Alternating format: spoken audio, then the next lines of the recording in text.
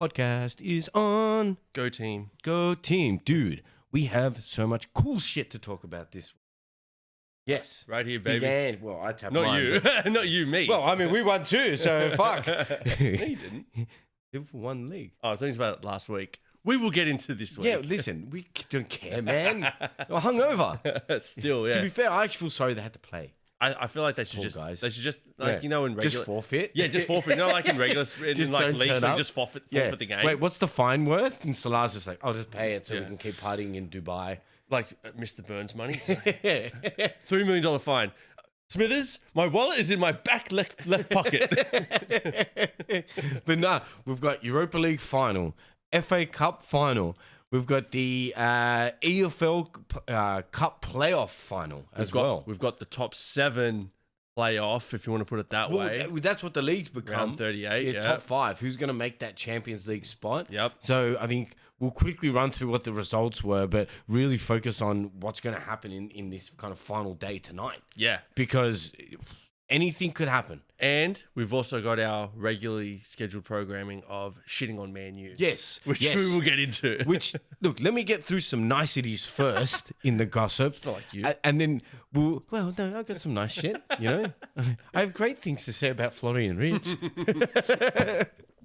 Well, the first one is a debunked internet rumor that's going around. Another one. Yeah, which is just all around Roma at the moment. It's like, who's going to be in the Roma job? So they linked Klopp to Roma. And I thought, well, that's weird. He must be really bored in doing the sporting Red Bull. Director role. Yeah, for Red Bull, right? I'm fairly Yeah. sure he actually doesn't do anything. It's just He just travels around drinking Red Bull. yeah, he goes over the Red Bull chicks. Have you seen my new Yeah. teeth? So look, that's been. Have you seen my new teeth? He just smiles at him all the time. He keeps creepily smiling at us, and I don't like it. So, like, all right, completely debunked. So they came out saying Klopp was going to be taking over the Roma job for like a 3-year contract. His Klopp's agent came out within 24 hours and said, this is completely false and this is all made up. And then that's followed another 48 hours later by Klopp tweeting, I am not going to Roma. Yeah, they were both pretty adamant about that. Yeah. And then, you know, great news for us. The first signing of the season is done. And it's before that fuckwit Trent Alexander-Arnold leaves the club. It's just a salt in the wounds. Like, we don't need you. So Jeremy Frimpong from Leverkusen has decided to join Liverpool, which I think was on the cards for a while. I think ever since, like, Trent was linked to Real Madrid, because he's been linked all year, right? So obviously they were trying to get the deal done, but in the background they were looking at getting a replacement in case he didn't re-sign, which has happened. And Frimpong has always been number 1 on your list to replace Well, him. there was all the like little Easter eggs, if you want to call them that, throughout the season. So there's the one video of him walking up to Gravenberg and going, "How you doing, la?" Like that. And he goes, "I've been practicing." He's been practicing to speak Scouse, you know. Oh, wow. There's that. There's obviously Van Dijk being the leader of like the Dutch team. We're now going to have like 5, or was it 4 or 5 of the starting. I think you need to change your colours from dark red to light orange. Yeah. That should be your away jersey. Yeah. Our away jersey's just a Dutch jersey. We're just the Dutch team now.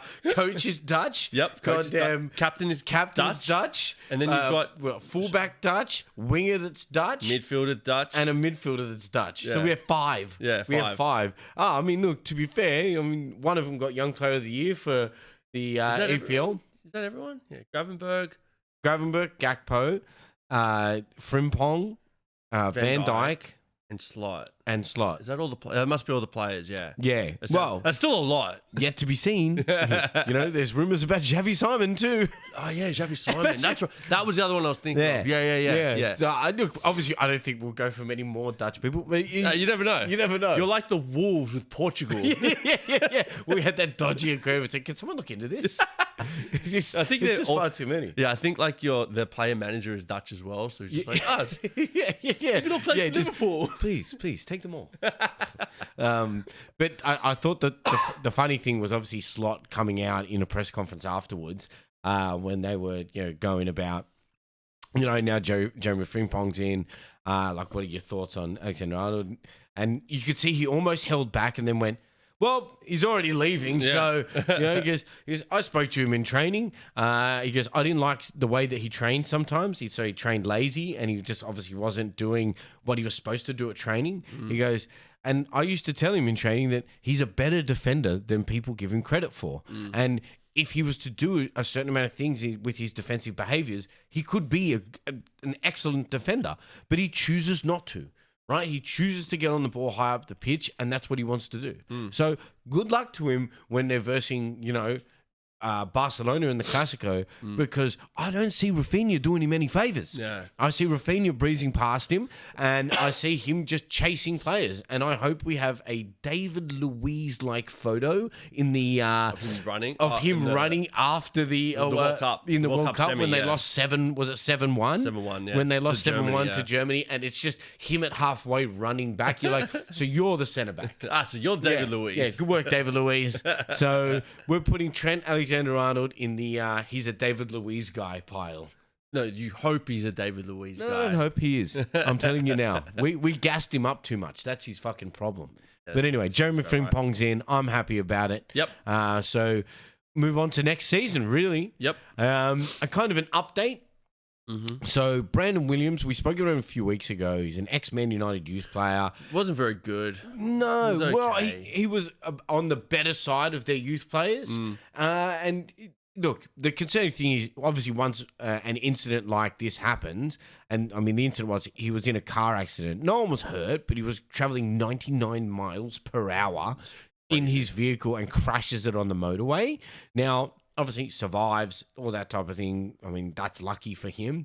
But it's the stupidity of what he's doing. You've obviously got a growing career. You could be doing anything, and you decide to act like a moron. Obviously, the concerning thing comes out. It's just him in clubs with Jadon Sancho and Rashford. Yeah. Right? So the two troublemakers in the club, you've aligned yourself with.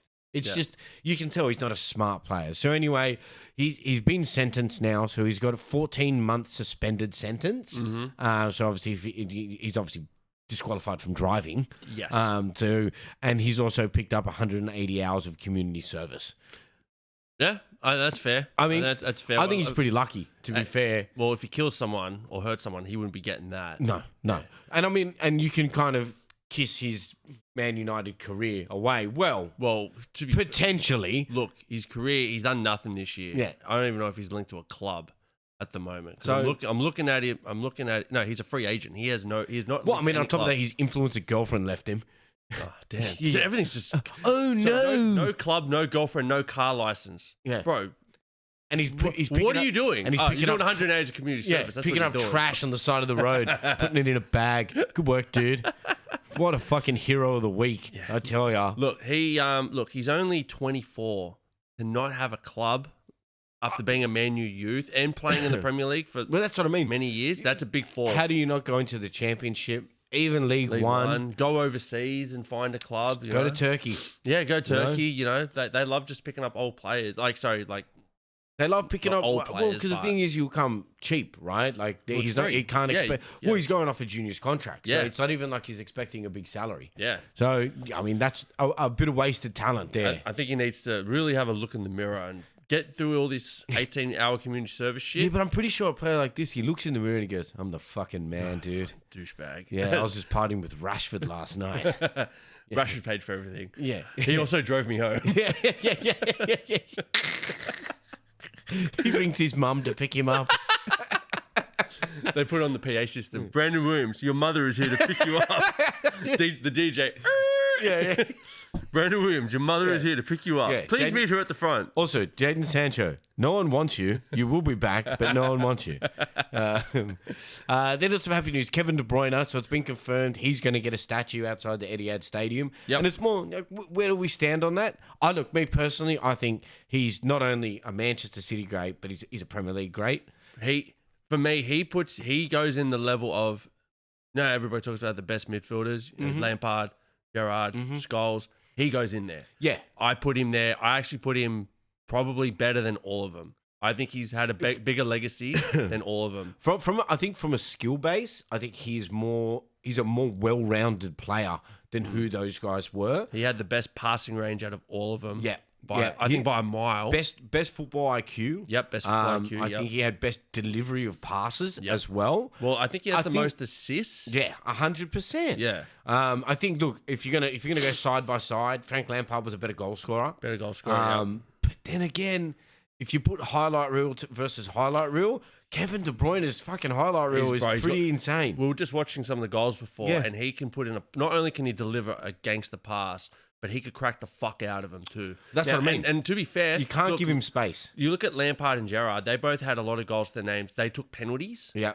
KDB never took pens. It was always Aguero or Haaland. Yeah, we'll talk about penalties when we get to the FA Cup final. Well, yeah, I thought it was Haaland, but yeah, KDB never took penalties. No. And I think if he took the penalties away from Aguero, which would have kind of Which you lessened would never it would have lessened his legacy, right? Yeah, well, okay, here's a question. Who's a bigger hero for Manchester City? Because I go, okay, if you're going to go, who's a bigger hero for the Premier League? I go Kevin De Bruyne over Sergio Aguero all day. Okay. Right? Because I think Kevin De Bruyne evolved a midfielder for what the Premier League midfielders need to be now.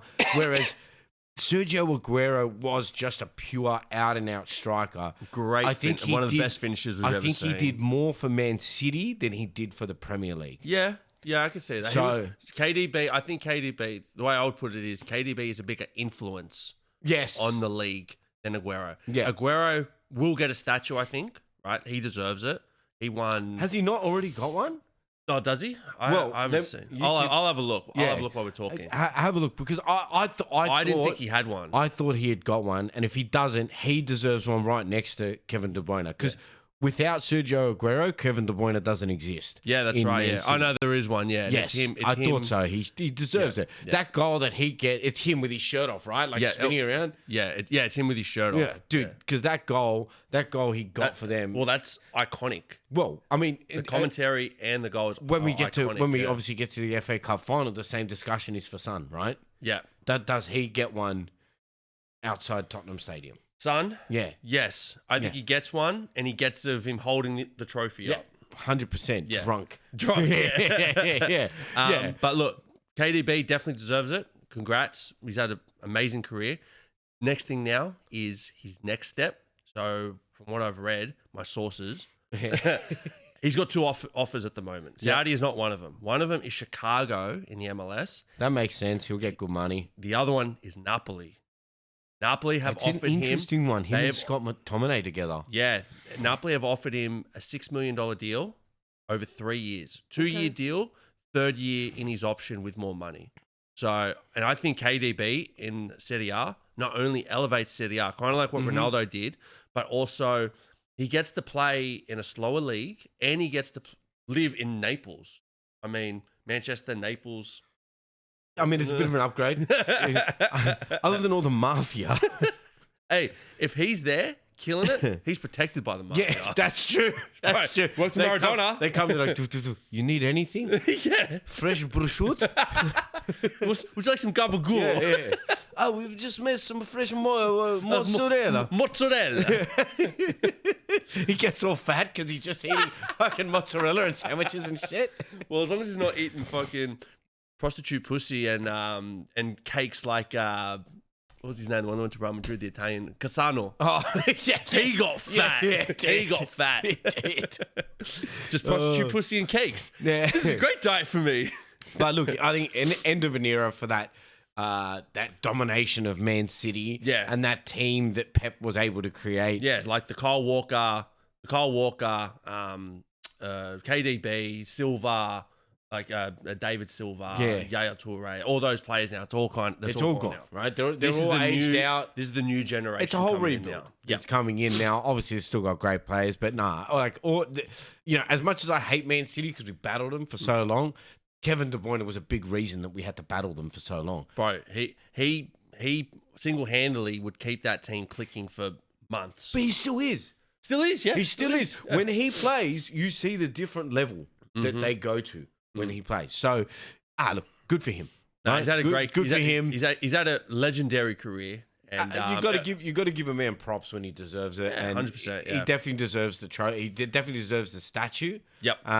So like Salah will get when he leaves us. Or Yeah. Van Dijk. I imagine you have to have a side by side Salah Van Dijk. Yeah. Kind of statue for us. Now on to kind of the Ballon d'Or. So the Ballon d'Or has come out, and they've got a new criteria. Now, I'm confused by it because I thought this was the criteria that they've used all along. So there's 3 points, right? So the first point is it's an individual performance, their decisiveness and influence within the team. Okay. So that makes sense when you look at someone like Rodri, who got it. Yes. Because he's not a stat machine, but without Rodri in that position... Well, his influence was... Yeah.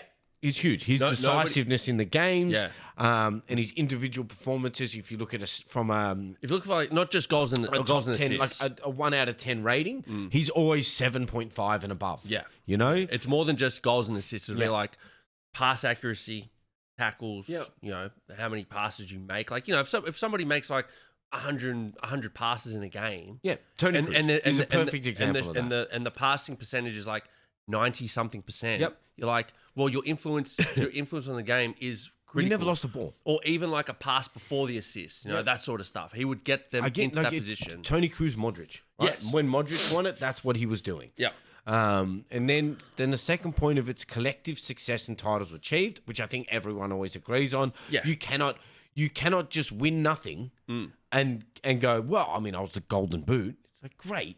It's like Harry Kane, right? Harry Kane could never win the Ballon d'Or because he can't win a fucking trophy. He'd win the Golden Boot in like the league, okay, and the Golden Ball in the world. Yeah, or he would win like or he would get them to a final or get them to top 2, but then he win anything. Yeah. So you got to have that. You got to have those trophies that in your bag. Well, you can't to help influence the decision. I agree with that one, and then this final point. And I've got a point. I do have a funny quip for it. Sportsmanship and fair play. That's why fucking Vinny Jr. can't win because he's on the fucking floor half the game. He just rolls around, just trying to get fouls instead of just playing the game. So there you go. You have to have all 3 of those. So Vinny Jr., when you go cry about you not winning the Ballon d'Or, that's why. All right, piece of shit. He will actually. I don't think he'll ever win the Ballon d'Or now that Mbappe is there. No, Mbappe's goal, because just off topic, Mbappe scored 2 goals this morning, so he's now finished the season with 42 goals, 31 in all competitions. Yeah, 31 in the league, right? So Vinny Jr. has never even gotten close to something like that. He's only had like 20s, right? Yeah, but he'll have more assists, right? Which is fine. Okay, so his goals and assists may be similar, but when you're talking like goals, Mbappe smokes him. As long as Mbappe is at Real Madrid, Vinny Jr. is never going to win Ballon d'Or. I think even if he isn't, he's not winning Ballon d'Or. I get it. The fucking kid can dribble, right? He's great at dribbling, and he's very hard to tackle. Very quick. Probably. Look, you go and say to him, he's probably one of the best dribblers in the world. Yep. Right? He's got to be at least top 3 if he's not the best. Yeah. But I don't care. That doesn't mean you're a great player. Yeah. It just means that you're very technical and you're able to dribble. Go play 5-a-side. Oh, okay, yeah. you'd be great at 5-a-side. Yeah. But unfortunately, this is a full-size pitch. Yeah. Right? And all you do is fall over. So fuck you. So there's kind of the front runners now under this new criteria. There's 2 players. So you've got Ousmane Dembele, who this morning they won their French Cup. So they've won the French Cup, the French League. And they won the Coupe de Champions, which is like their community shield, but they play it in the middle of the season. Yeah. So technically they've won 3 If they titles. now win, so obviously we're splitting the Champions League. You think Inter, I think it's going to be PSG. Yep. And I mean, I'm really going off what the curse this year is. Everyone that hasn't won trophies are winning trophies. Yeah. So right? we had Tottenham, which we'll get into. Yeah. 17 years. We had Newcastle, which was 50 years.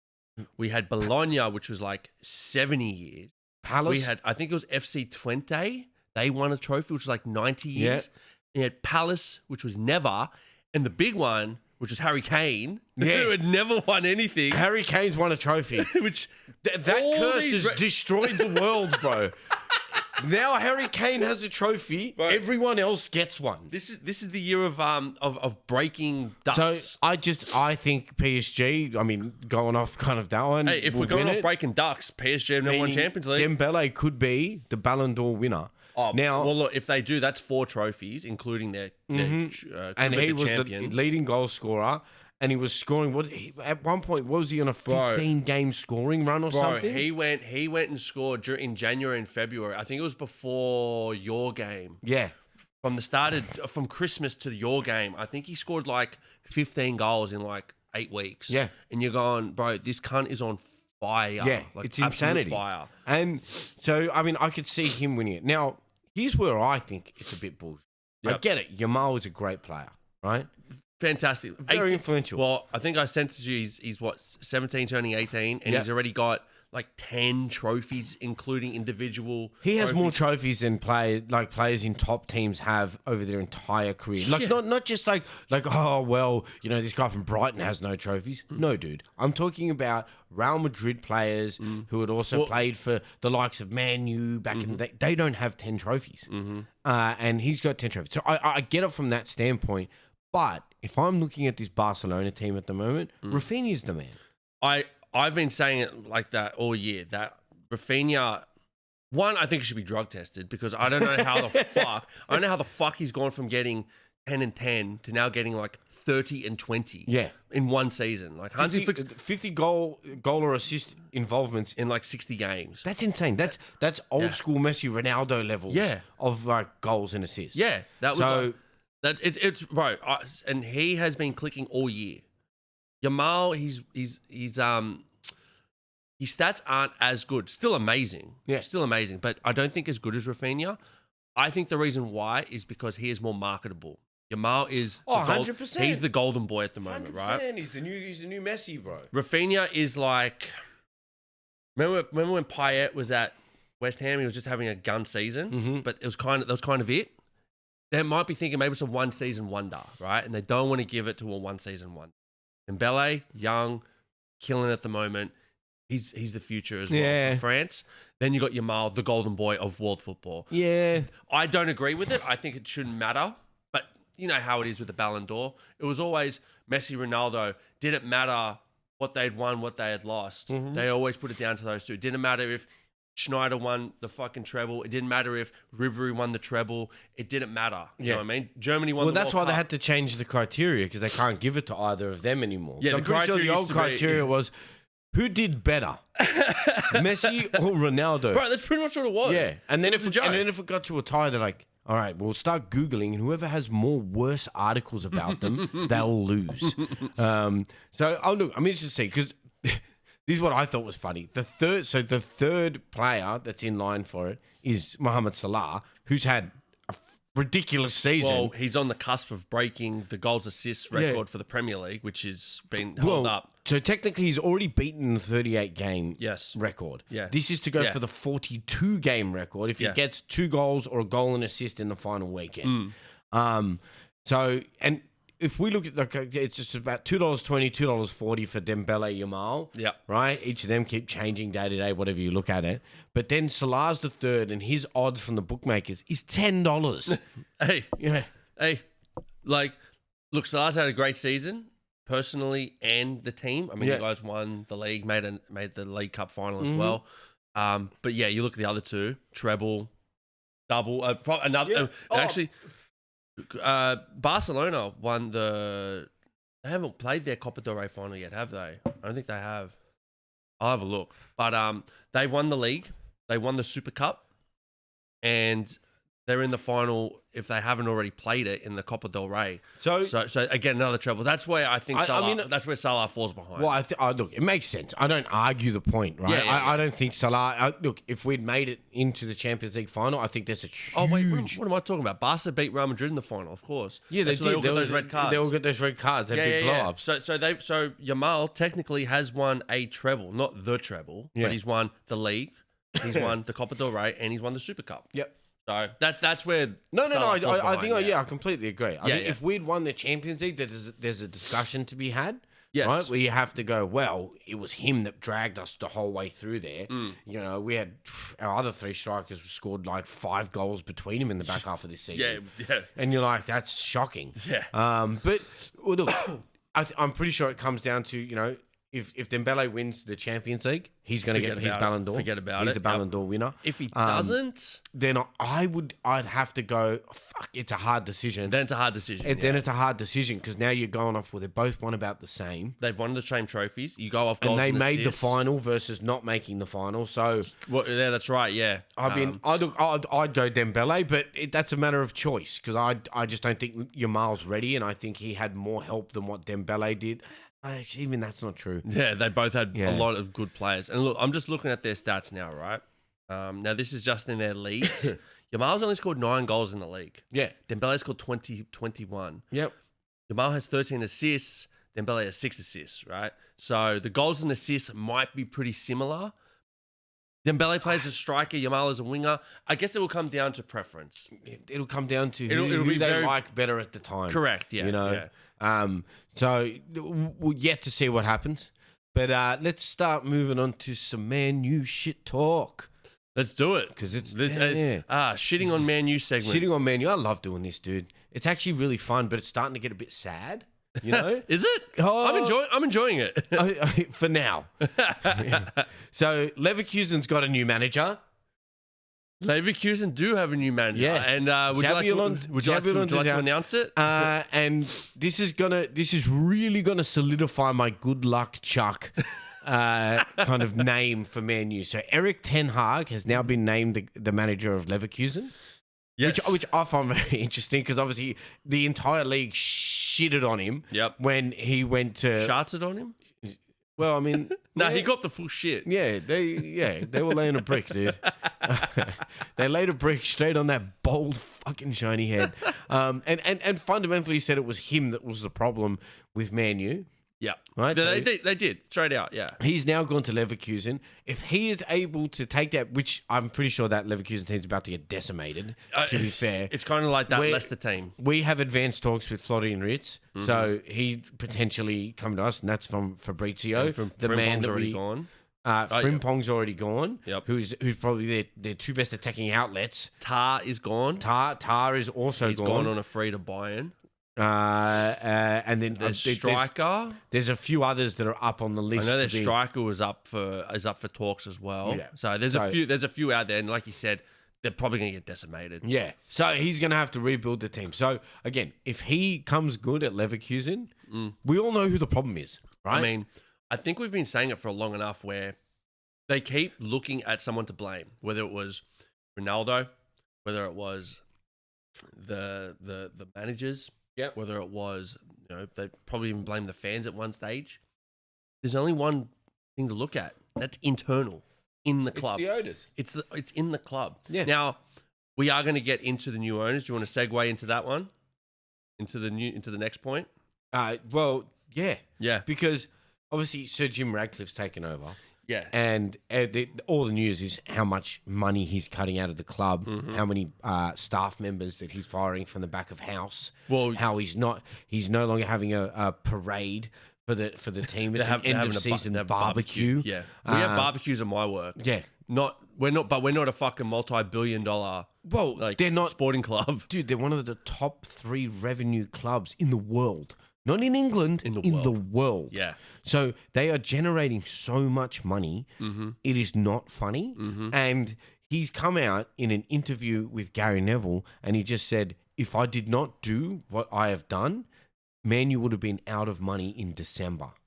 Which is nuts. That's insane to me. Yeah. How you mismanage funds. Was he talking about that December this year? Yes. Okay. I don't know if it was last year or this year. No. So he went, well, if it was last year, they didn't cut enough. Yep. Because they're cutting just such small things. £40,000 that would go to ex-players. And these are ex-players from like the 80s who used to get paid in beer. You know what I mean? Like they didn't make money and then they're struggling. They've got lifelong injuries from playing. Yeah. And they used to get a little bit of money that would help them, continue on and they could live a mediocre life. Yeah. Not like players today. Casemiro getting £350,000 a week. Who was on track for getting, I think, close to 500,000 had they won the Europa League. Yeah, I reckon they just bombed that. Well, I mean, that's... So, I think Sir Ratcliffe was something like, please don't. Please. I can't fire any more people. The whistle goes and he goes, damn it. Yes. Just save myself £150,000 a week. But it's crazy to see a club like that because if you think about kind of how the trends of clubs go, and like I've seen this, right? Obviously, TikTok's very influential now, and so if you go, who is the best Manchester club? It is Man City. Oh yeah, and easy. The fans that Man U have are the old fans, right? That have followed them since they were kids, and they saw the greatness of the club. And what do they do to those fans? Fucking shaft them. They had that one fan who had his same seat ticket for 50 years. And they go, oh, we actually just want to build something there for like press. So they kick him out of his seat. That's insane to me. Yeah. It shows, one, they don't give a shit about the fans. Very disrespectful to the past. Yeah. They've got it. So if they look at like profitability of clubs, Man U is one of the lowest. It was one of the lowest, and they haven't upgraded their stadium. So all the other teams around them that have that profit, like that difficulty with profitability, have all upgraded their stadiums, meaning that they have a deficit because of infrastructure upgrades. Yeah.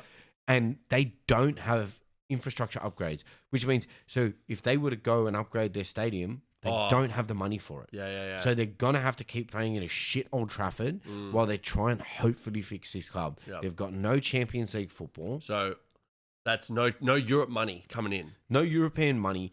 They've only got England, which they're going to get one of the lowest monies next year in the league because they finished at, 17th? 16th. Yeah. Oh, Tottenham 17th, yeah. But look, that just leads us into the Europa League final, okay? Because this was a make and break game for both teams. This was literally a sliding doors moment. Whichever team won was getting Champions League. Whichever team wasn't was down the bottom of the ladder, just missing out on the league. Let's be real. Like I think you said it last week. Man U and Tottenham, if you took out their wins against those bottom three teams, they're both relegated. They're relegated. Yeah. So that just shows you how bad both they're set. Now, different reasoning for both of them. Tottenham, a shit ton of injuries. Yeah. Bringing in, didn't have a strong enough squad to handle them. To be fair, they needed a whole new team. Yeah. And they lost, at one point, they had 8 of their starting 11 out. Yeah. Right? Yeah. And like all at the same time. And not only that, they also had guys that would have replaced those ones out. Injured as well. Yeah. So you had Mickey Van der Ven out, you had Romero out, then you had Dragosin out, Yeah. all at the same time. And you're like, oh crap, who should I play? It's like, well, I have a 37-year-old. Ben Davies, and I've got an 18-year-old Archie who's never played Premier League before. Yeah. Well, that's what I have. Yeah. You know, so like, what are you going to do? And then they lose a fullback during that period as well. They lose James Madison, their main midfielder. Vicario as well. He was out for an extended period. Vicario, their keeper. Yeah. They had to bring in a Son new has keeper. been out. Son. Remember when Solanke and Richarlison were out? Yeah. Brennan Johnson, who was at the time their highest goal scorer. Then they lose Dominic Solanke and Richarlison. Yep. So you sit there and you go, okay, that's a valid excuse. You're just like, fuck. Yeah. That's a valid excuse. Yeah. Now, what did Man U have? Eric Ten Hag. And they had Ruben Amorim, who refused to change the way you played to get wins. Yeah. Who goes, I'm not going to change to get wins. What are you going to do then, dude? All right. Come 16th. Yeah. So he just kept blaming the players and said that they couldn't do it. Yeah. And it was apparent in this kind of, in the final.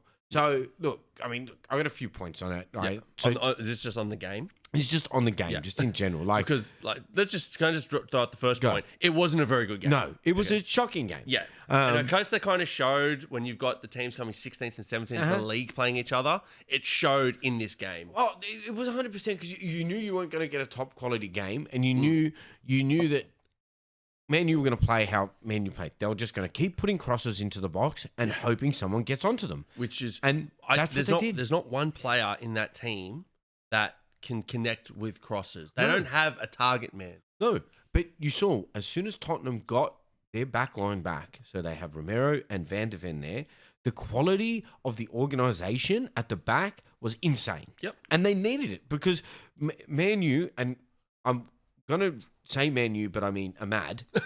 Yeah. Ahmad was the only player causing Tottenham any trouble. Yeah. But he was stuck out wide. He gave Udogie a tough night. Well, I mean, it shows that Udogie does. I don't think he deals with speed and kind of dribbling very well. Someone that's very direct. Yeah. Especially wants to run at him constantly and does not mind if he loses a challenge or two. Yeah. You know what I mean? So he keeps coming back. And Udogie did struggle with that. He couldn't stop Ahmad from crossing and he couldn't stop Ahmad from getting inside. He had two really good chances in that game. One went across goal, just missed, and the other one Vicario had to save. Yes. And then, Brennan Johnson gets the goal off a very scrappy goal. Bro, the way it ended up to his feet, it was a cross. It's come off him, off Luke Shaw, off Luke Shaw's arm, popped up in front of him. And then he gets just poked it in, the smallest stud onto it. Yep. That rolls it past and Onana's Onana's just gone, But to be fair, I blame two players on it, right? I blame Luke Shaw. Doesn't get tight enough on him to stop the ball, right? And allows him essentially unmarked on the front post. Yep. Then when it flicks up, I blame Onana because it's his near post. It's a near post cross, and he's in the middle of his goal. So what are you anticipating? There is another player that I think we can blame, and it's Bruno. So before that play, he tries this hero ball, they lose it, and then I think he doesn't deal with the cross. Yeah. Like he doesn't try to stop it. So in that transition, hasn't helped out in defense to stop that cross. Because it was a good cross. Because it was a very dangerous cross. Another main point that I picked up when I was watching this game is Bruno does get the ball in a lot of transition. So comes out of defense, they finally do a good defensive clearance. Bruno takes the ball and he's on a break. He looks up and Højlund, who should be making runs, is just standing next to his defender. So Bruno looks up and goes, I can't play a ball. Because he tries to look around. Well, what's my other option? Because that should be my option up the pitch. He looks around. There's no other option. Gets tackled. Yeah. And that happens multiple times in the game because he doesn't have service up front. And it's simple. Højlund just run to goal. Yeah. You know Bruno's going to find you. Just run to goal. And he's just not able to do it. But the other major highlight that I saw there, and everyone has been saying it, Mickey van der Ven, what a fucking defender, dude. Yeah. Not only can he chase you down, not only can he make a tackle and his timing is impeccable, but his athleticism was insane. Yeah. So there's a portion of the game where the ball's bouncing around in the box and it's up in the air. So there's a free kick. I think Bruno took it. Free kick comes in. Vicario tries to catch it. Fumbles it over his own player. Yes, over Romero. And fumbles it straight to Højlund, who then headers it. Yes. He headers it. It's going on target. Van der Ven gets back, jumps in the air, almost overhead kicks it off the line to clear it. And I think when you see a play like that, you go, you're not beating them today, guys. Yeah. Because you saw every time, because they do hold a high line, right? Yes. So they do require a lot of running to get back. That's why you have Son, because I think he played the perfect role in this game where he didn't want the goals. He didn't want the assists. He wanted the win. You want the trophy. Yeah. And you could see him making the effort for it. If he lost the ball, he got it back. Yep. If another player was out of position, he was in that position. So he just kept filling in the spots. Most of the time was spent in his defensive third. Yeah. He would get that ball, and if he had to get out, he just pumped the ball straight up to either Solanke or Madison or was it Madison? No, who was playing? Bentancur. Oh, right. He would get the ball to Bentancur so that he could hold it up and he could do the play rather than his usual lay it off, run, take the ball back, because then he would be out of position for a transitional play from me. I think he played beautifully. Yeah. I think they deserved. It was a real captain's performance. Shift. Yeah. Because in all fairness to Man U, they were the dominant side. Man U had 73. Yeah, 73% possession. So they had a lot of ball. They had over 20 shots. Only 6 on target or something. But they had the domination of the attack.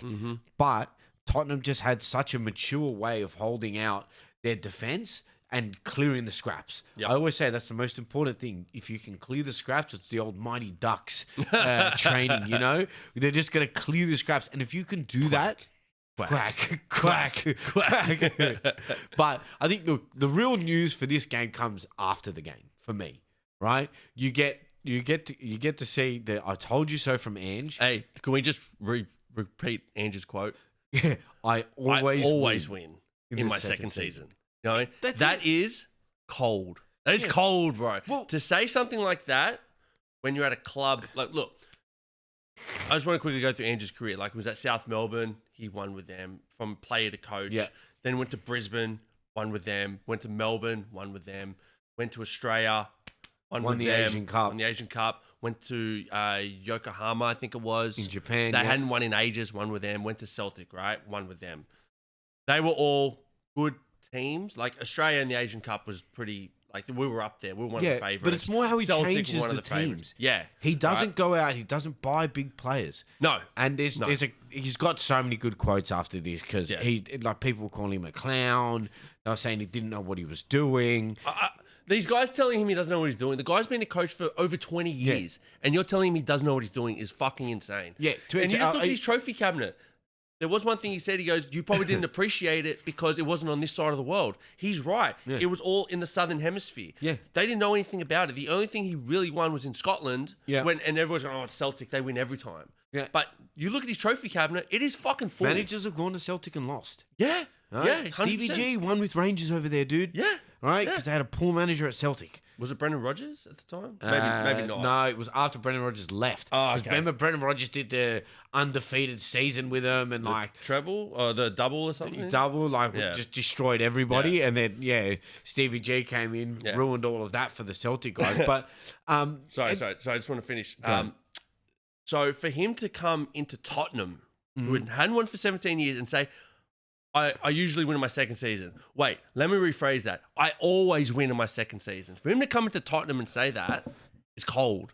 You've got to have a big balls to say that. Well, you have to believe in the project, right? Mm-hmm. He believes in his project. And that's the thing. They interview all these ex-players that they have there, and they go, he's not a player manager where he's going to come up to you and, hug you and like Klopp did, right? Klopp's that guy where he's like, I'm your friend. He was a great player manager. Yeah, well, he's a great manager. He has a tactic he wants to play. He goes, this is your job. Yeah. I need you to do this. If you can do this, we will win. Yeah. Right? He wants players that believe in a project as well. He goes, he came up before this, like, do you think it's going to be hard to bring players into the club without Champions League football? And he goes, well, I brought Mickey van der Ven into the club. He's a pretty good player, do you think? Yeah, bro. So it's all about identifying the players that are going to suit your system. Yep. And he seems to be able to do that at every club.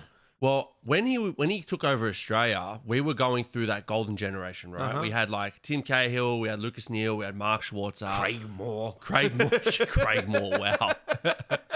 We had all these guys that were great for us in the golden generation, but they were coming to the end of their career. Even like Hoffman, was a Hoffman as well. There was we had so many players there. Scott Chipperfield. Chipperfield, yeah. McDonald, Scott McDonald. Scott McDonald, Yeah. Jesus. We had all these players, but they were coming to the back end of their career, and nobody really knew where we were going to go next because we didn't have those players in the top leagues anymore. Like Bresciano played in Italy, and Yeah. Aloisi played in Italy, and all those guys were gone/going. Yeah. So Ange Postecoglou's come in after winning trophies with Brisbane and Melbourne, Yeah. and he's gone, well, these guys don't suit my system anymore, and he aggressively just sacked them all. Yes, he just took him out. Everyone, and I've got to put hand on heart. I was one of those guys that was saying, I don't think he knows what he's doing. Yeah. I don't think he's good enough. I just think he didn't progress after the Asian Champions League. And I was a non-believer.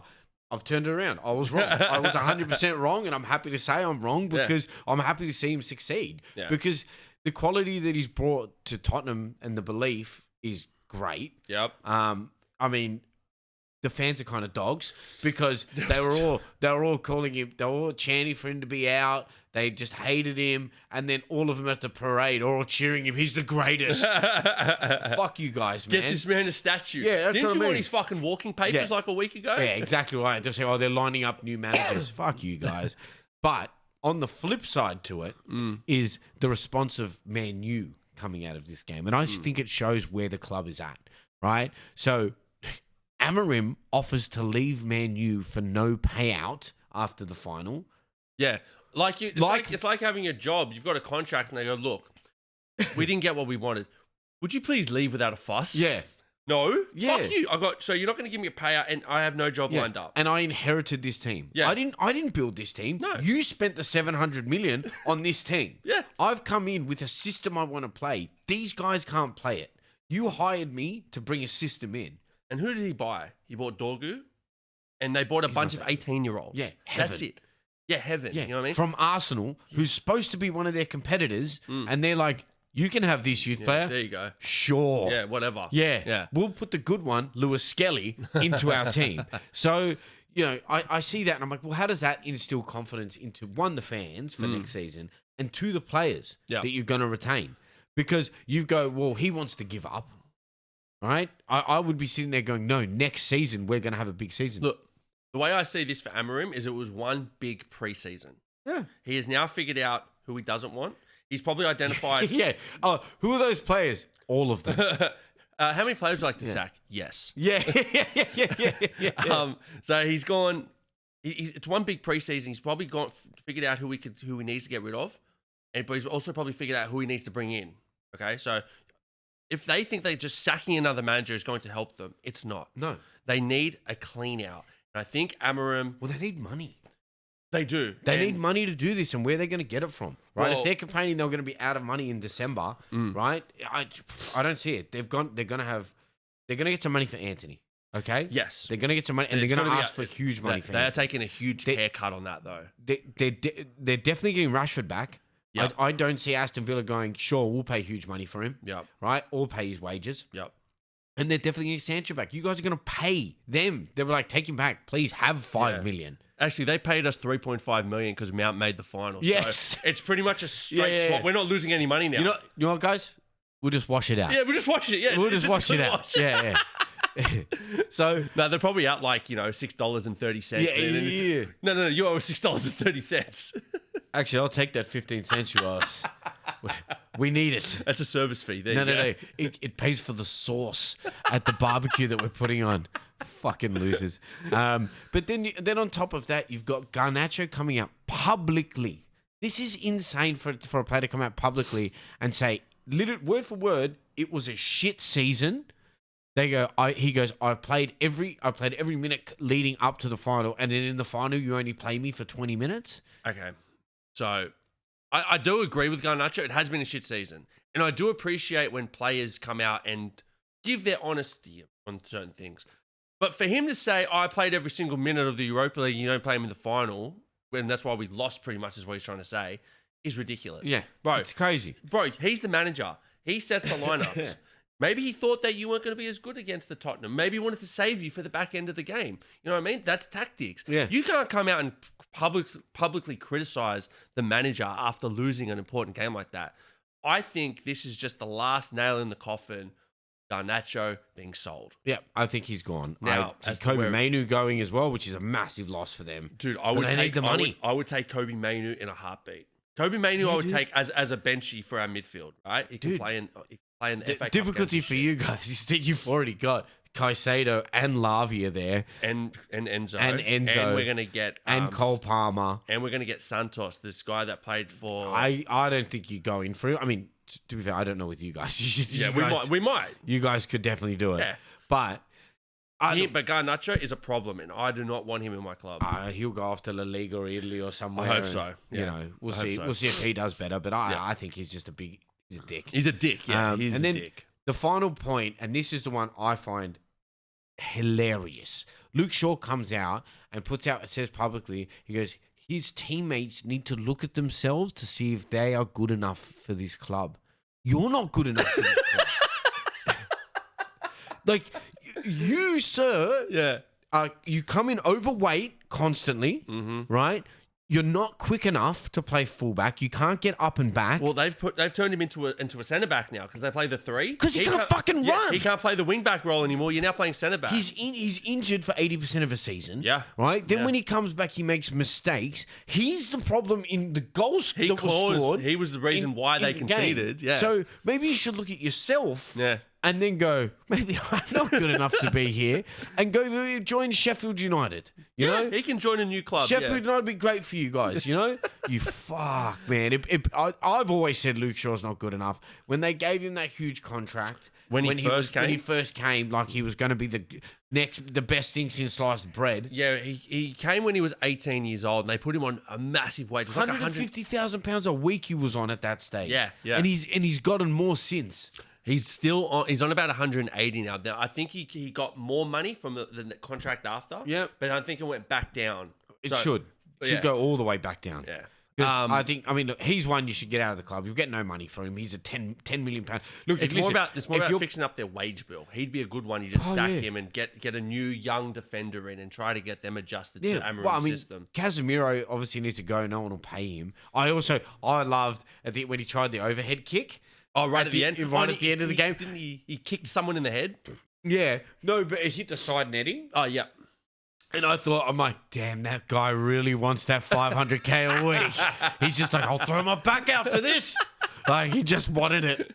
And did you see at the end of the game? So all the other players are crying, and he's just standing there, just like looking out in the distance. I had two thoughts on this. He's either thinking, fuck, all that time that I could, all that planning I had for that extra 150K a week is now out the window. Yeah. I'm now back to my regular 350 a week. Damn. Or he was thinking, why are they crying? It's only a Europa League final.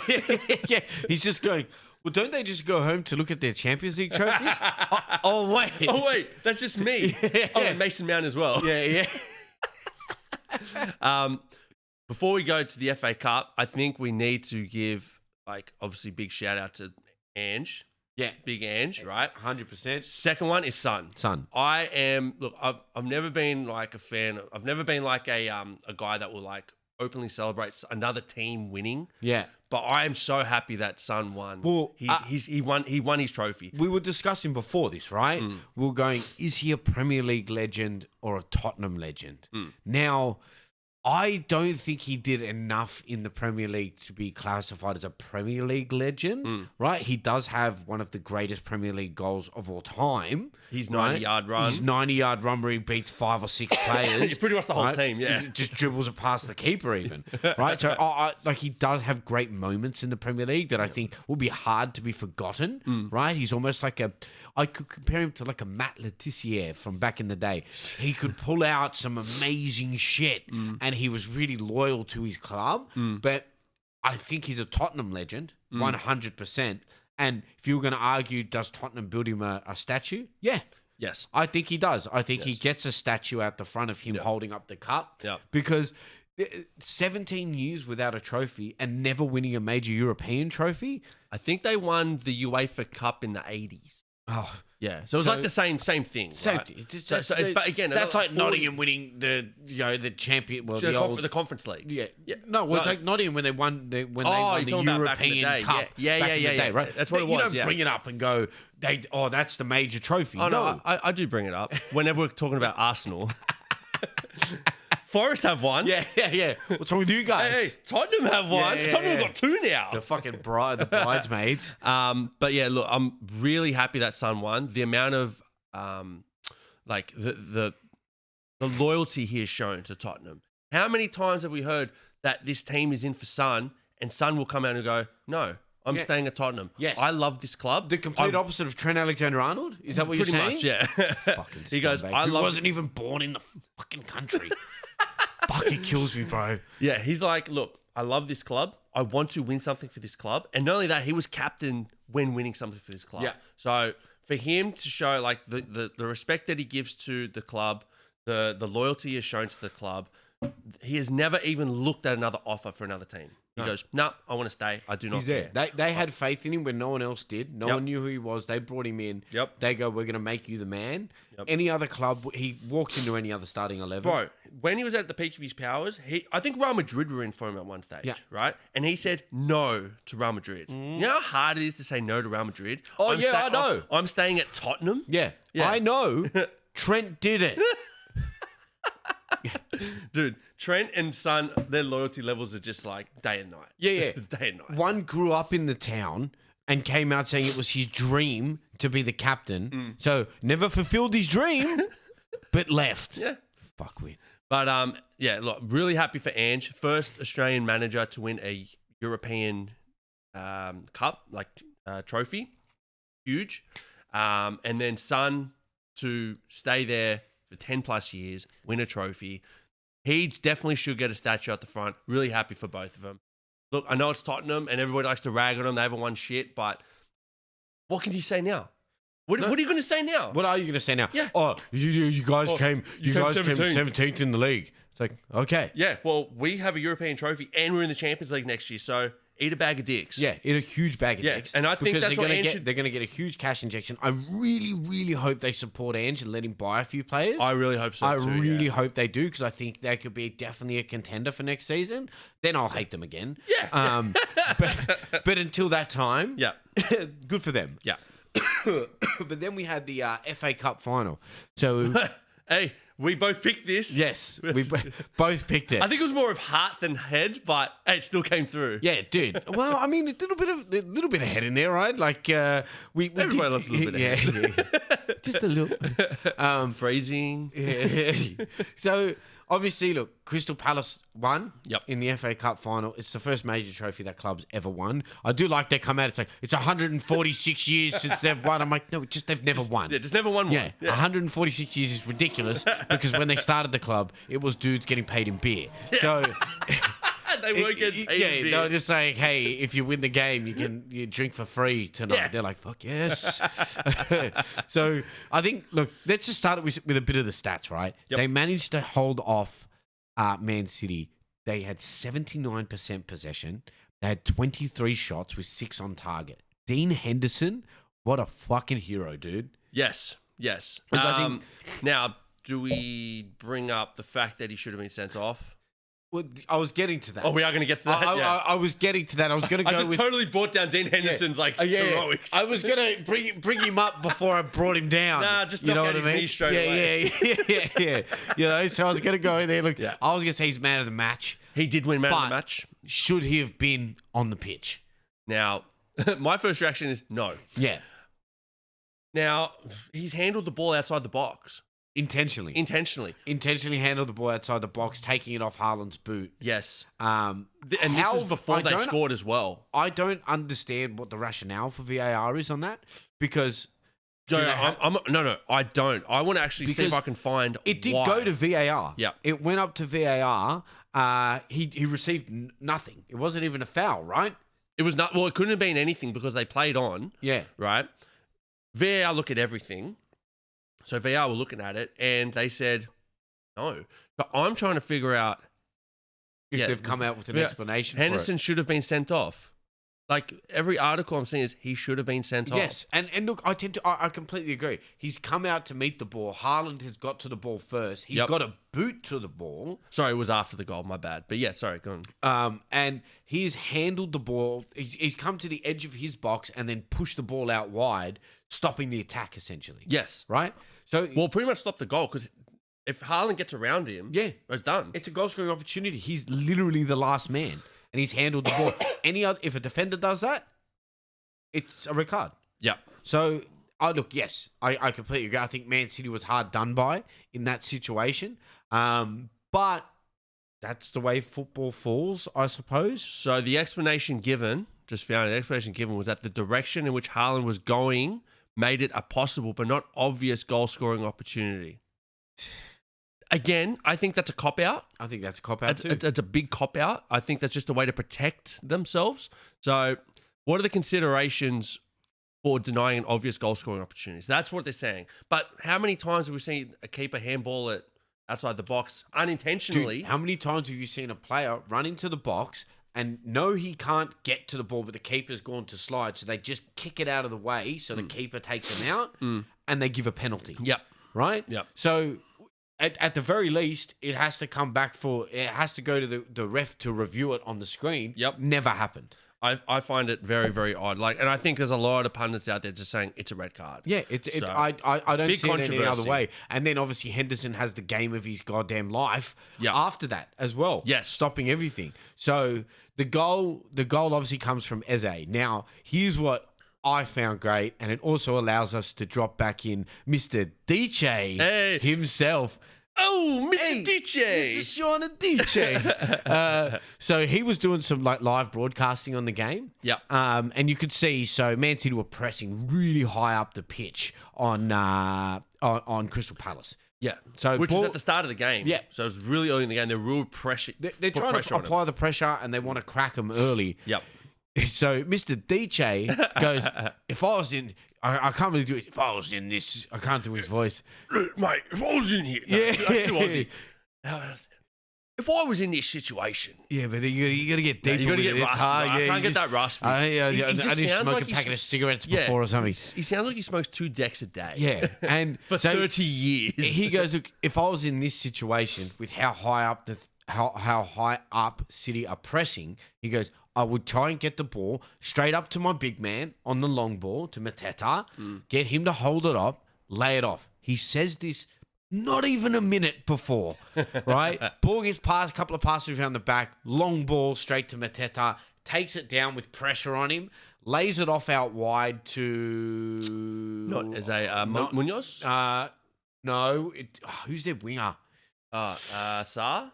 Maybe it was Ishmael. Might have been. I think it was Saar. Gets offloaded. He comes running down the line for the cross. Cross goes to Eze. Eze buries the ball. Yeah. So obviously all the commentators look at him and he goes, "Told ya." Yeah. And again, we've said it all season. There's nothing wrong with a long ball. No, there is nothing wrong with long ball. The long ball can be effective, especially when you have a team like City, especially us, Tottenham, who love to press high and really apply pressure to the other team to force mistakes. Or if you have like a target man, like a Chris Wood or a Mateta, who can hold the ball well and lay it Everton off. have Beto. Yep, they Beto, all do the same thing, right? They go, they're strong. They're going to hold them off. They can lay the ball off. Perfect. Get the ball onto their chest. Because the defender can't get the ball. If the ball comes down to his chest, the defender can't get it. Because he can't go through him for a header. And if you go around him, you're leaving yourself. Yeah, he can just turn. He can just turn. Yeah. And once he turns you, you're not getting the ball back. Yep. So it's a perfectly executed goal from Palace's perspective. Yeah. But then obviously they had to follow it up with a great defensive game. Yep. Because they give away a penalty at one point. And here's another question I have for the game. Why the fuck is Marmoush taking penalties? Bro, I have no idea. I saw, because I watched the game, and obviously you see, what's his name, the penalty given. Yeah. And you're like, oh, fuck, Haaland's up. And you just see him sitting at the back. Yeah. So he's like the one right behind Marmoush. I'm going, wait, what the fuck's going on here? Yeah. Why is he there? Because I looked at it, I'm like, well, you've got Haaland on the pitch. Yeah. You've got... KDB. You got KDB on the pitch. Bernardo Silva on the pitch. Yeah, who are all 3 great penalty takers. Great penalty takers, cool, calm, have won trophies. Then you're like, well, let's let the new guy do it. Yeah. Why? In an FA Cup final, why would you change? Again, do you think this might be Guardiola outthinking himself, thinking he's probably training? Dude, I'm telling you, the wife made the decisions. I'm telling you now, the wife left, and all of a sudden, he can't do any of his tactics anymore. Right, I think his wife... He's got no trophies, he's got no wife. Yeah. She was my muse, my flame. Yeah, and so after that penalty, great. I mean, to be fair, it wasn't a great penalty. No. But Henderson went the right way. Henderson had to go the right way, made the easy save. You have to do that. Yep. That makes him big man of the match in my mind. Yep. There's obviously the question if he should have been on the pitch. But, hey, it didn't happen, so we just play on. So you play on. That's it. And then they get 10 minutes of extra time. And I love the shithousery with Dean Henderson going up to him at the end of the game whilst Pep Guardiola is going, you shouldn't have been on the pitch. This is unfair. This is unfair. Oh, now it's unfair. So when it was in your advantage, it was fair and everything was fine. But now that you're copying it, you're having a big win. Shut up, dude. Right? All props to Crystal Palace. I think they deserve to win the game, and I'm happy to see them win the game. No, very happy. And like you said, Dean Henderson did get man of the match, but the guy that scored it, Eze, bro, he has been on fire for like the past slump. He started off really well where he was being very influential but not getting a lot of goals and assists. Finishing. Yeah, right. He was getting involved in the play a lot. He'd have the shot on target but just couldn't score most of the time. Then he had a slump around Christmas time where Palace kind of dipped off a bit. But ever since probably like March, right, he's just been unstoppable. And you know what? I'm glad he scored because he's been their best player all year. 100%. 100%. It'll be interesting to see if they keep him because now they're in Europe, right? Yeah. Yeah. So now they're in Europe. So they're in the Europa League. Yeah, they're in the Europa League. So good for them. That's awesome. There are so many English teams in Europe now. That transfer market into England is going to be insane. Yeah, it will be. It's going to be insane. Well, then, because we're doing our podcast a little bit late this week, we had the EFL Cup playoff last night. Yes. So Sheffield versus Sunderland. Sheffield finished third in the league. Sunderland actually finished fourth, so it worked out. What a fucking game, dude. Yeah. So, I pulled the late night shift and I watched the game in between falling in and out of sleep on the couch. Putting the man hours for the pod. It's what I do, baby. So, look, obviously, the big news is Joe Bellingham plays for Sunderland.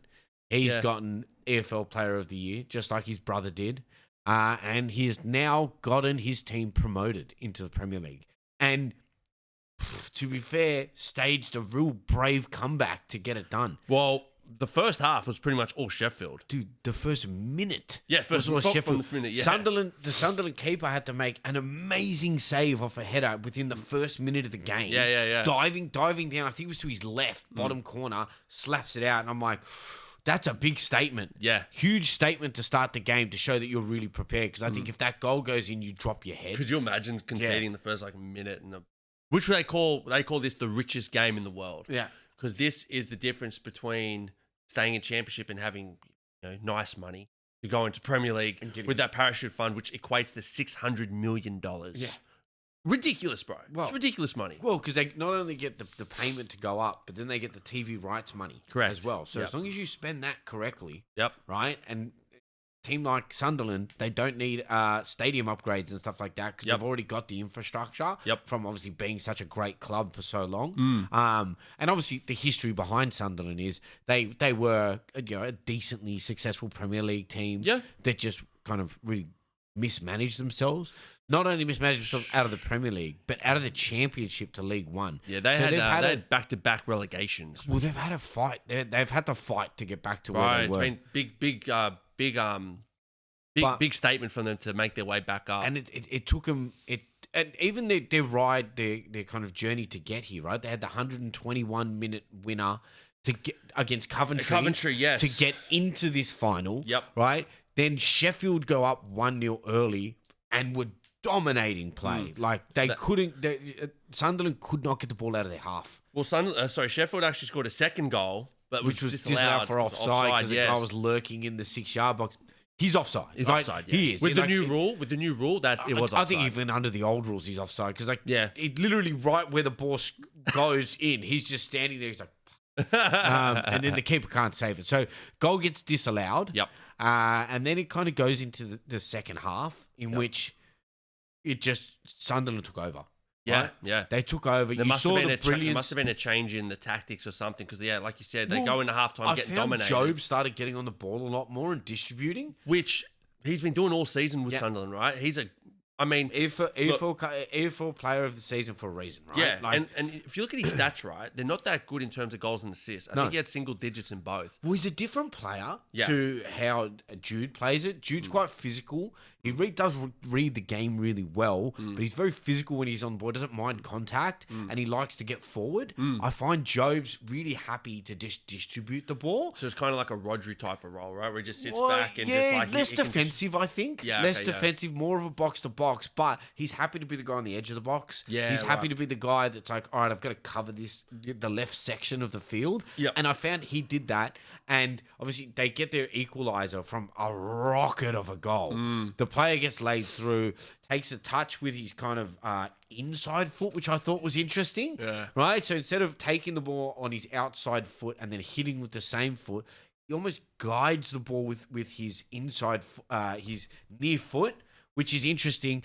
Takes it and then just puts it into the top of the net, which was fantastic. And then 95th minute winner is one of the cleanest balls you'll see. It was nice. And in the 95th minute, to have that sort of composure to cleanly finish it like that was and I credit the space to Job because Job pulls him away. Now, he's not involved in the play from a physical passing point of view, but if you look at his position into it, he gives this massive bit of space right in front of the 18-yard box in which the player takes a few touches.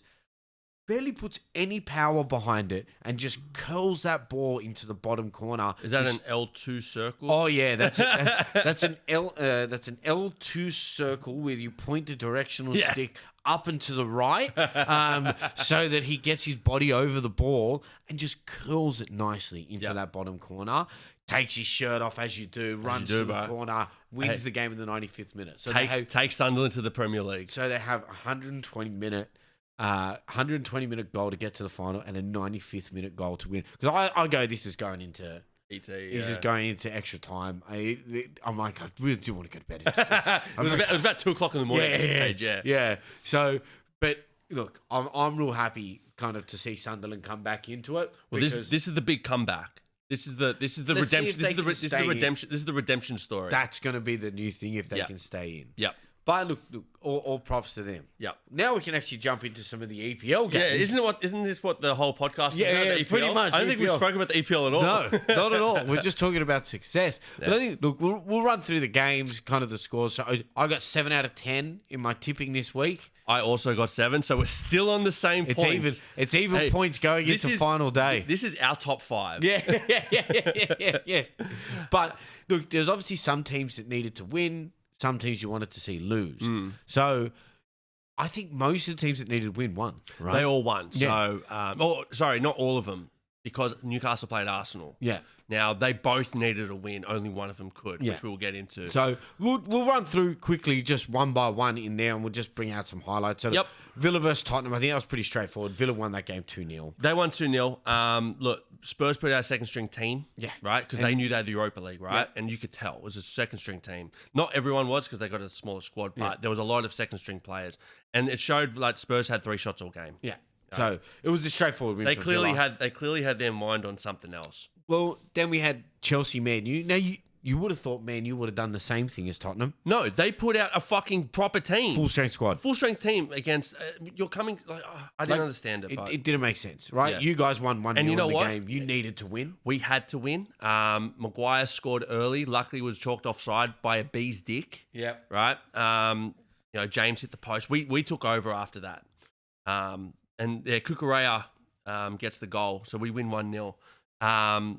There was 2 things I did want to say. Mason Mount came back to Stamford Bridge, booed all game, played terrible, which was fucking awesome.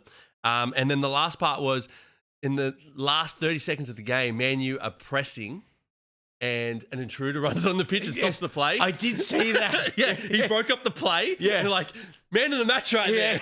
Yeah. £5,000 fine, worth it. Totally worth it, yeah. So that kept us in the top 5, which leads us till this week. Yeah. Then we had the Everton-Southampton game. Everton won 2-0. Well, we both picked that one as well. Ndai gets a double in the final game of Goodison. So Goodison is now done.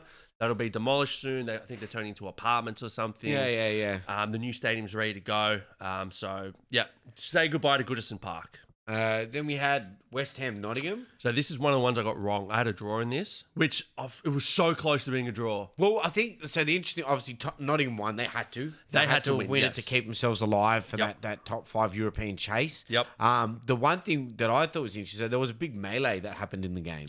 Bro, so I actually watched this game because I was very, very curious to see if it could be a draw to kind of keep Forest away from us, because we play them this week. The reason why there was a big melee is like the last 30 minutes, including 10 minutes of injury time. Bro, Forest played the dark arts. They were just diving, laying down, getting the ball, walking to the ball, and West Ham were getting so furious because they were down 2-0 and Bowen scores this fucking cracker goal where it comes to him, he flicks it up and cracks it with his left, and it goes in. And you're like, oh, fuck, game's on here with 10 minutes left, including injury time. And, bro, Nottingham Forest played dark arts to a T. But it was great because if it was me, I'd be doing the same fucking thing, right?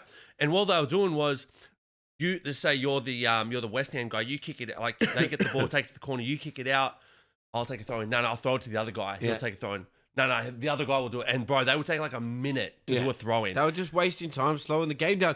But that's just gamesmanship, right? 100%. You can get annoyed by it. But, so both clubs have now been fined by the FA for the melee, because it's bringing disrepute to the game. Disrepute to the game. Yep. So they've both been fined, but Nottingham stay in it. But Sells made a massive save in the 103rd minute off a corner. They had a corner. I think it was Socek headed it, and he hectic saved the 3 points for Forest. Cracking game. Yeah. Then we had Brentford Fulham. Okay, another one I had wrong. We both got this Bro. wrong. Well, I'm looking at this game, and look, Fulham scored first. I think Fulham scored first, but then Brentford got into the game, and I'm thinking, oh yeah, Brentford's got this. They're still going to be in contention for the for Europe because League, right? Yeah, because if Chelsea win the Conference League, but we stay in the Champions League, that spot is still open. Yeah. So whoever's 8th goes there. Yeah. So Brentford, had they won, still would have been in contention. But Fulham with a fucking mad comeback. Fulham with a comeback. Harry Wilson again. Dude, he loves scoring off the bench. he does. Hey, he's a Scouse, mate. And then we had the Leicester-Ipswich game. All right. From a game perspective. Yeah. From a game perspective, Leicester win 2-0. But wasn't that great of a game, but... Not the reason why we're talking about this game. We've got to talk about Jamie Vardy. Hey, 200 goals, 500 appearances. He did it, and I mean, you called it, right? You had the bet of it. Jamie Vardy, first goal scorer. Yeah, bang, he does it. Hey, I put $20 on it. I won 140, I think, or something like that. Great return. Yeah, dude, I was loving that. It's like good for Jamie. No, yeah, 100%. He deserves it. We're talking about statues. Yeah, I love. That's someone who should be getting a statue. Him with the Premier League trophy. Yeah. For sure. Because, I mean, all the Community Shield, I did love his... all the FA Cup. He's won a lot of trophies, actually. I loved the kind of his speech at the end of the game. They came up and they go, now, how are you feeling emotionally about this? He's like, yeah, no, I'm good. I would really love a Red Bull right now. Because to be fair, if you really think about his career at Leicester, he left nothing unwanted. He gave them 110% of his effort. Always. He was always loyal to them, never looked he was going to leave. He won trophies with them, multiple trophies with them, and he went on a journey with the fans that no other player could really have experienced. He's the most expensive transfer from non-league in the history of the game. He was $1 million coming out of non-league, which is an insane number. Yeah. He's managed to score... That team would have been like, $1 million. Fuck yeah.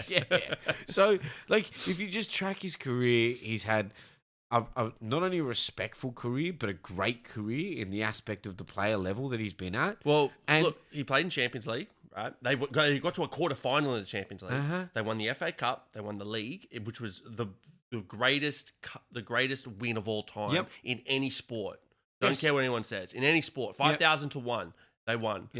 And then he won the Community Shield as well. Then they got relegated to Championship, and they won the Championship to come back up again. So the guy's got trophies, and like you said, fantastic career. Yeah. So look, right, happy for him. He got his guard of honor, and and he deserved it. There's no other player in the league that I'd say deserves anything else. His shithousery was top class. It was legendary. Legendary shithousery, right? But not disrespectful shithousery either. No. It's literally just... It's not snorting cocaine on the side of the sideline. Hey, you don't say that about Rob Fowler. He's the man. Then we had the Arsenal-Newcastle game. A bit of a nothing game, to be fair. Like, look, this is the other one I had wrong. I had as a draw. did I. I went Newcastle. I thought Newcastle were going to be in there. Ishak doesn't play. He's injured. Yes. Whether he plays in the final game, I don't know. But you can see how detrimental and how influential, I should say, Ishak is in that team when he's in it. Because he's the... Like you always say, if you have a good striker, they find a way to score. Daniel Sturridge used to do it for us. Diego Costa used to do it for you guys. Didier Drogba did it for you guys. Fowler, Owen. Like, when you've had those prolific strikers, they find a way to score. And you could see Newcastle had that trouble in the game. Well, you look at the difference between who they had, which was Ishak, to who they put on, which is Callum Wilson. Callum Wilson, ever since his ACL injury, has not been the type of player that he used to be. And it was in today's game, bro. The guy can't finish it. Arsenal win the game 1-0. With a great goal by Rice.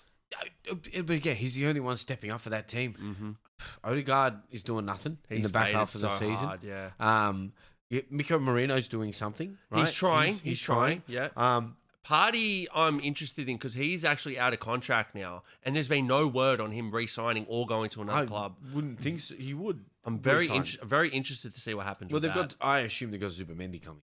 Yeah. They're really excited about it too. Nah, I'm like, dude, you guys do know he came and asked us to sign him, and we said, no, we're cool.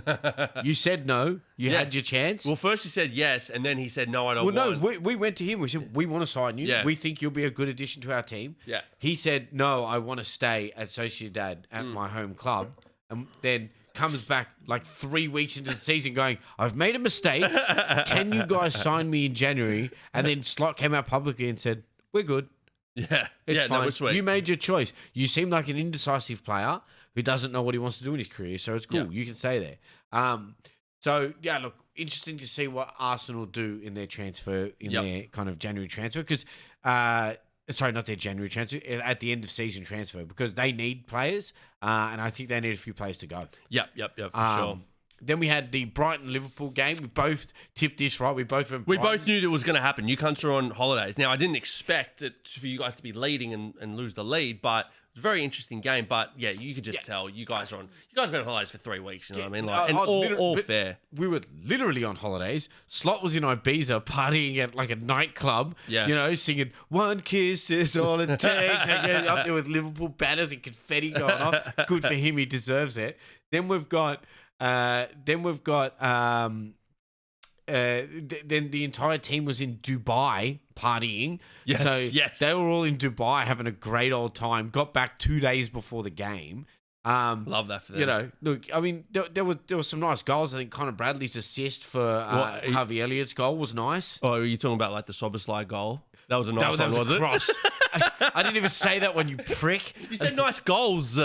Well, it was a nice goal. Just because he didn't mean it. It was a nice cross. Just because he didn't mean it doesn't mean it's not nice, man.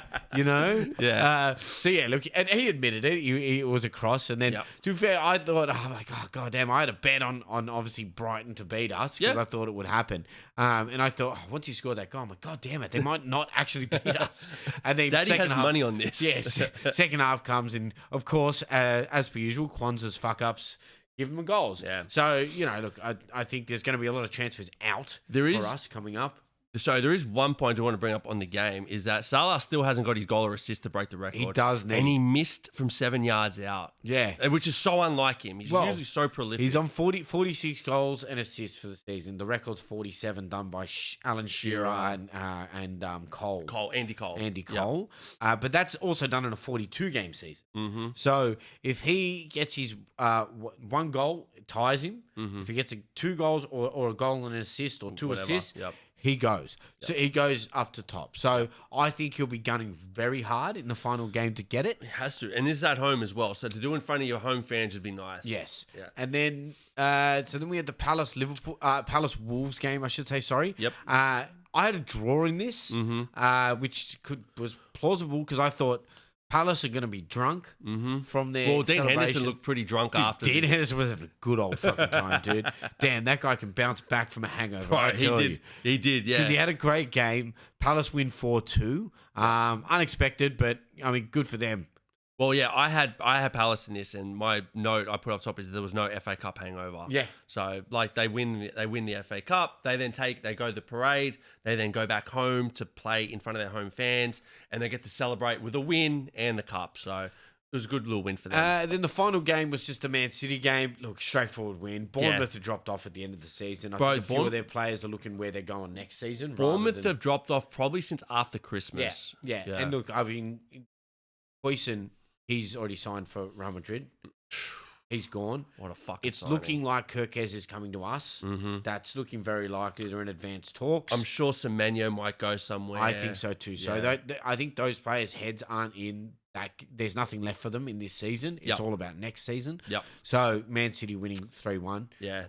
Look, just a couple points. Marmoush's goal. Fucking what a goal. 35 yards out. Yeah, he missed that penalty, but when it mattered. Like, cool, bro. No, but the goal was nice. I mean, size was nice too, bro. Shut up.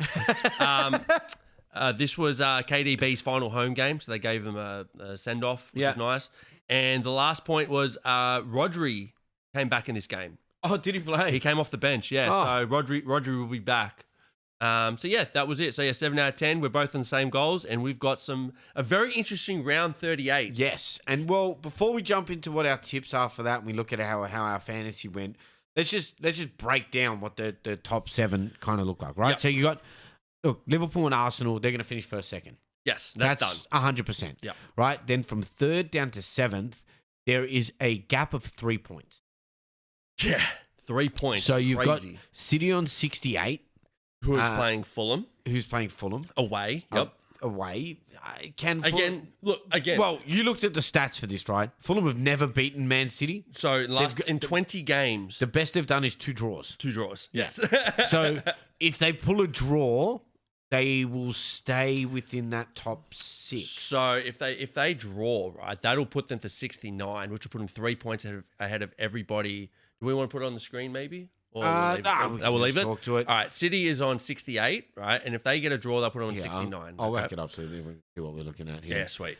So then Newcastle, Chelsea, and Villa are all on 66. For them to drop out of the top 5, Villa would have to get a goal difference of 17. That's not happening. No. Okay. So look, if City get a draw, they're in the top 5. Yeah. Okay. So We'll put it down to that. So that's how you do it. Then we've obviously got Newcastle, Chelsea, Villa, and Forest fighting it out. Right. The big game is obviously Forest and you guys. Yes, right? we are Forest away. Luckily for us, we have a really good goal difference compared to Villa and Forest. But if Villa win, we drop out. And if we don't win. So that's the thing. So if it's Forest, Villa win, you guys drop out, and then you'll be in Europa League rather than we will be in the Conference League. But if we win the Conference League, we go to Europa League. Yeah, and you'll give another spot away. But which at the moment is going to Brighton. I think for Newcastle, it's really going to take. I think Ishak needs to play. If he doesn't play, now they're playing Everton away. Everton at home. Now on paper, you would probably think, Newcastle should get this, but. As we've seen all year, Everton are a dog of a team. Yeah, right? well, not all year. Since Moisey for the Boise's comes back, he makes a difference, right? Yep. Long ball to Beto. Yeah, as long as he's not in my fantasy team, he will probably get a goal. And look, they did lose last week and to Arsenal. And to be fair, it wasn't they didn't play that well. No. Actually, sorry, they started off really well and Raya made some good saves, but then they faded. So if Everton can hold them out, and they're going to be desperate to win, they're going to be so desperate to win. So if Everton can hold them out, frustrate them, who knows? Yeah. It could happen. Well, and that's what I mean. So, let's jump into the games and we'll give up our tips. So, first game's Bournemouth-Leicester. Now, I think Leicester's had their moment. So I've gone Bournemouth. I've gone draw. That's a good one too. Only because neither team have anything really to play for. Yeah. So I think Bournemouth is a good one because Leicester, Vardy got his goal. I think he's sweet now. They're going to put out a different team. I don't think Vardy will play. He'll start. So Bournemouth is a good one. Yeah. But I just gone draw because I'm not liking either team at the moment. Yeah. If Bournemouth was away, I'd probably go Leicester. Draw. Or Leicester, right? Yeah. Then we've got Fulham City. Yeah, look, City have to at least draw, but I feel like they will score and shut up shop. I've just gone City win. Yeah, I've gone City as well. I don't see Fulham scoring against them. Yeah. That's the problem. Then we've got Wolves Brentford. It's a fucking nothing game. It's a real nothing game. It's actually, well, I mean, look, to be fair, Brentford could be pushing to hopefully get a spot in Conference League. So if the only way they could get it is obviously if Chelsea don't if they make Champions League or Europa League, they need Brighton to lose. So Brentford do have something to play for. Yeah, but again, I think I've gone draw. Well, I've gone Brentford just because of that. Yeah. So plus also it might be good for Wison and Mbeumo to try to get their stats up because they both got 10 goals, 10 assists, I think, in the season each. Yeah. Something along those lines. So it would be nice for them to boost it up. Then we've got Forest and Chelsea. This is the huge one. Yep. I have gone Forest. Why? Well, Why? one, it's against you. You fucking cunt. Two, it's Forest at home. Mm-hmm. And I don't think you guys are great away. The back end of the season, we have played better away than no. It's just we played better away compared to the start of the season, but this is going to be a tough game. Yeah, it's I'm not 100% a tough game. I think the Forest owner's very invested in them doing it, and I think it's he has good influence in it. Yeah. I mean, look, the loss of their player in the induced coma is a big one. Yeah. Was it Aina? No. Are we Yeah, or so his name is? why do they have to go? Why is the ones with the worst names? Like, why can't it just be Scott Smith got hurt? I know. What happened to good old names like Bruce? I think now Forest. I just think Forest all season have performed at a better level. They dropped off coming into this back half of the season. Yeah, they have faded at the back end of the season. But I think Hudson-Odoi being injured is a big loss for them. Yeah. Huge loss. Yeah. But I think Elanga can light it up and Chris Wood can. I think for you guys, you're struggling to score. Well, and you've got no Nicholas Jackson. No Nicholas Jackson. I do think that Mark Gee, a 19-year-old, will start. He's ready to go. He will start in this game, which will help us because he's a proper striker compared to, I think we had Neto start. Yeah, not ideal. Yeah, you know what I mean? So, look, I obviously have Chelsea. I'm actually going to stay out for this game. Sorry, boss. I'm coming into work late tomorrow. But, yeah, look, I've gone Chelsea. And I think that the main man to help us get through this will be Caicedo. He was our player of the year. And I think he will get us through. He will dominate that midfield. The $115 million man. Right, big signing, but he's a really, really good player. Then we have Man U Villa. I think given the statements after the Europa League final, none of these players want to play for him anymore. I've gone Villa. I've gone draw and the hope that they will help Chelsea. The hope. This is my heart. This is my heart. So Chelsea is a heart tip. This is a heart tip as well. Then we've got Southampton and Arsenal. Arsenal. Yeah, I'm never going to bother with Southampton. As soon as we name the opposite team. Then we've got Newcastle Everton. Again, another heart bet for me. I've gone draw. I have faith in Moisey. I've gone Newcastle, but to be fair, I think if Ishak doesn't play, your tip could be great on this one. Yeah, look, they've still got him down as a maybe. I'm trying to see if I can find some news on him being on how he's going. Can't really find anything at the moment. It's just all last minute. You know what I mean? So I think if he's at 80%, he'll play. But they're saying he's likely to return. Yeah. So I think 80% is probably a good indication. Then we've got Liverpool Palace. Now I was really unsure what to tip on this one because I'm like, he is going to play all of our youth players, right? Yeah. He's going to play Kwanzaa. He's going to play Connor Bradley. He's going to play. I think it'll be a mix. Alexis McAllister is not playing. Okay. He's already confirmed he's not playing for the rest of the season. Mm-hmm. I think he won't even play a lot of the preseason because he's played so many games. I think because of surgery or just because of games? No, just he's resting him. Okay. He goes, "You want to go on holidays? Go on holidays. Go have your yerba mate back in Argentina. Have fun. Like, go on holidays. You deserve it." Yep. I think you'll see. I don't think Darwin Núñez will start because we have to pay the money. So it's gonna be a half. A Simicast will start. Probably Harvey Elliott, Curtis Jones will start. Curtis Jones. So it'll be less team. Salah will play, and I think he will start. Yep. The reason I've gone Liverpool is I think he wants that. He wants that record. He knows it exists. I think he wants it, and I think he's going to do everything he can to try and get the goal and the assist that he needs. Yep. So I'd be going Salah to get the stats in this game. I've gone draw. I think that with Kwanzaa playing, you will concede. And with Salah looking for that goal/assist, he will score or assist. Yep. So both teams to score, I think, is a good tip for this one. So I've gone to go with draw.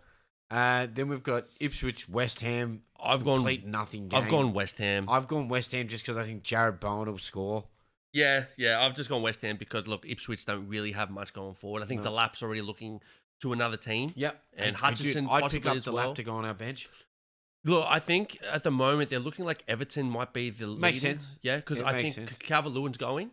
Yeah. So I think the Lap to Everton will be a good buy for them. And then the last game we've got is Tottenham Brighton.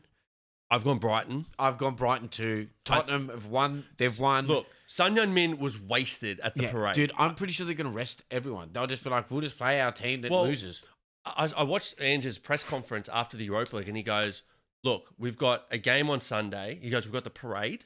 We've got a game on Sunday. And he goes, then I'm going on holidays the next day. Yeah. So you can already tell he's like, I need a fucking break. Yeah. I'm assuming the players would be the same. It would have been such a drawn out raining season that they've gone, There's no preparation for it. Yeah. But also Brighton are pushing for that 8th spot. As long as Brighton plays Matoma, in the game, Well, I think they can win. No, it's funny. It's funny you say that because he hasn't started in the last 4 games. And when he but came he on, has scored in 4 games. every time he comes on, they change the way they play, and he starts to be an influence. So, I think that's kind of what it comes down to. Now, why don't we jump into our fantasy league? Look, let's make this quick. Let's make this quick because fantasy this year has been very frustrating, and I need this out of my system. I need no more fantasy for me. All right. So I got 52 this week. Yep.